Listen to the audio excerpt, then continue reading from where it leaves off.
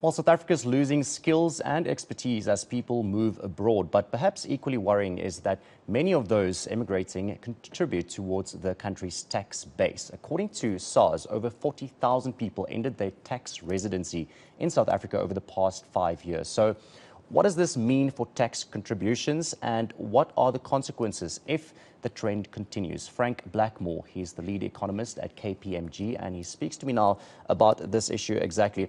Frank, I think a lot of people, when they see this, and I think their first thought will be, maybe it's just the wealthy South Africans who are ending their tax residency in South Africa, but that's not necessarily the case, is it?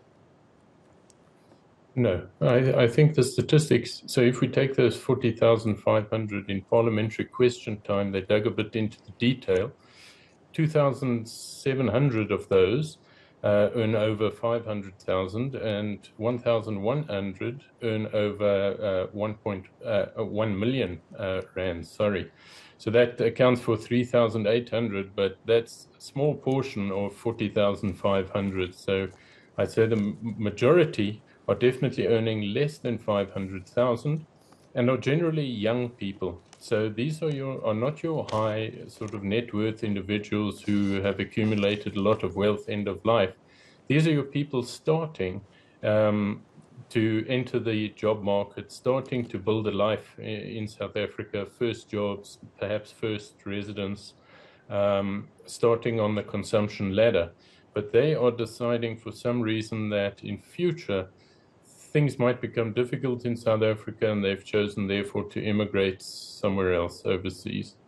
And of course, as you might have heard earlier on eNCA, throughout this whole weekend, actually, with Youth Day, we've been talking about youth unemployment, and we know that those figures are massive. So this could also probably be a contributing factor, don't you think? Yes, I think that was one of the factors that was put forward. It's just the general stagnation of the South African economy, the lack of growth, obviously the load shedding, the high unemployment rates, the political and diplomatic uncertainty of recent times. All these factors are considered by the youth to say, is this a good place to lay our foundations and to invest in our careers, or do we have to look further afield? And obviously they're voting with their feet in this case. I also think it's quite important to note that these are only the number of people that are officially tax immigrants. So it doesn't include everybody that's moved overseas, because we don't keep statistics on those on the total number that have moved overseas. We just know from SARS the number that have actually immigrated for tax purposes. And so this would be a sort of smaller proportion of that total amount.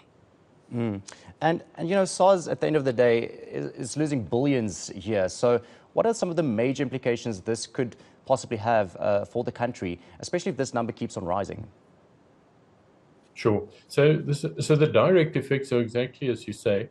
It's estimated also in that parliamentary question time that this cohort, the 40,500, account for around 2 billion currently in taxes. But remember, the contribution to the economy is not only through taxes. These people, as I said, have started their career, they're young. As they grow older and move into management positions, they will obviously consume more. They will go up the expenditure cycle. So that would be also more things like VAT payments, bigger houses, more holidays. All of that's contributing not only to the revenues that are lost in the economy, but also to GDP and job creation. Who knows, some of these could be entrepreneurs, could start their own businesses later in life. We're losing all of that. And as you said in your introduction, these are, again, young people who have skills and talents and are being used elsewhere. And we know the countries that are getting most of these folks include the UK, Australia, New Zealand, USA, and they all have policies in order to attract young, talented labor from the rest of the world. So in a sense, their gain is definitely going to be our loss as far as those productive resources are concerned. And what needs to happen here in order for us to keep our young people in the country? Of course, and the answer is probably very, easy. It's more job opportunities, but how exactly will we be able to do this? Yeah, I think that's an important point. Remember, a state can either be financed through the fiscus, in other words, through taxes that it gets from its citizens, or like some countries, a state can also be funded through foreign aid. And obviously, we know that a state that's funded through foreign aid has to be responsible with the money to foreign parties, foreign governments, international lenders, etc., right?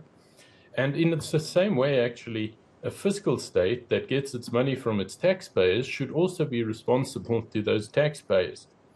And I think what you often hear in politics is this social contract, and that basically says citizens are happy to pay income taxes and other taxes because they know these are required for the rest of the economy, those who are not economically active, as well as the provision of public goods and services.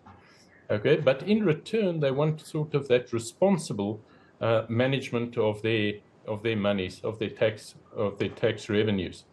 And so the tax system itself is also another layer of citizens holding their governments to account.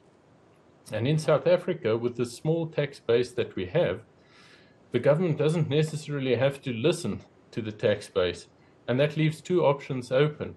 Either you vote every 5 years for a government that would be more responsible with your taxes, or you need to leave. And I think that's the real sort of problem of this circumstances here. There should be more bargaining between citizens, i.e. taxpayers in general, and the way government is managing those funds. And until government shows more responsibility with those funds, less mismanagement, less corruption, the sort of investment in infrastructure, the growth of the economy, more jobs created, I think you will see more youth following this path of immigration. And of course, it's not just on a national level when it comes to these government issues, but also on a local level. We've seen so much political infighting, but also, local governments not having their houses in order. It seems like politics also takes center stage instead of service delivery. And like you said, load shedding also being a huge contributing factor, and corruption. This all plays a massive role in especially young people leaving the country. You touched a little bit on, tax residency. That's not the same as basically nationality or the citizenship of a person. So just, to explain this a little bit, to us, how does this also have a reflection on the raw migration numbers? Yeah, so in a way, I can choose as a South African to go and work overseas. And I live full-time, let's say, in the UK, and I do exactly what I'm doing in South Africa. But I still have ties in South Africa. So I still maybe own some shares. Perhaps I own a property.